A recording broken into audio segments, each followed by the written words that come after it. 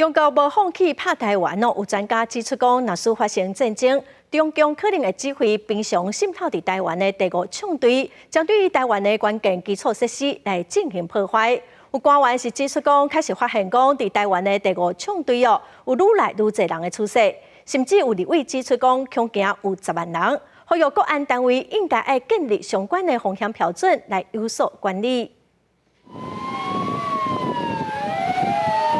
面对中共新冠台海紧张情势，国军伫咧去年的汉光演习，特别针对台北车站甲炼油厂等关键的基础设施加强演练，防止伫咧战争的时阵，伫中共的第五纵队渗透破坏。目前伫台湾的第五纵队人数有到4-5千人，包括来台湾的中国人、中国籍的配偶，伫台湾发展组织，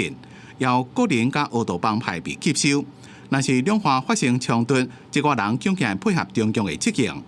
有立委也警告讲，在战争时阵，高风险族群的人有要到10万人。针对这些基础建设，增加我们的设备能量，还有投资，才可以确保说，不管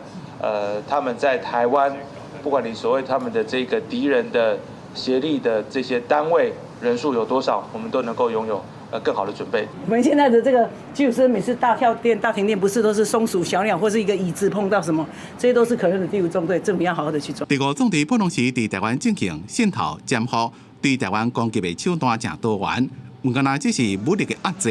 也佫包括操作认知作战、发动网络骇客攻击。具体目标是锁定中油、台水、台电、便宜科学园区、通信传播等国家的关键基础设施。 伫目前全台湾差不多300外所在，国军有注意到强军的目的，也做好反制手段，甲1年期的义务役达入宪兵，做伙来协防，配合保利纵队宪警联手，强化防卫部署。那么战时会由重要目标防护部队来进驻，负责统筹关键基础设施防护单位之内的保警、民防团队以及特种防护团等等单位，来确保设施的安全。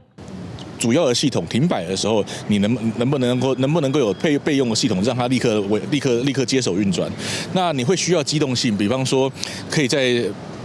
发生状况的时候，很快的去归因它的那个就是了解它是怎么回事，并且快速的去修复或者是快速去应对。学者分析，第五纵队不是反台主要战略，是制造社会动荡，减弱台湾民生士气。行政院国土安全办公室也发动无剧本的演习。 针对网络骇客，第五纵队可能攻击人员、政府机关、台积电，强化紧急应变的防护能力。记者综合报道。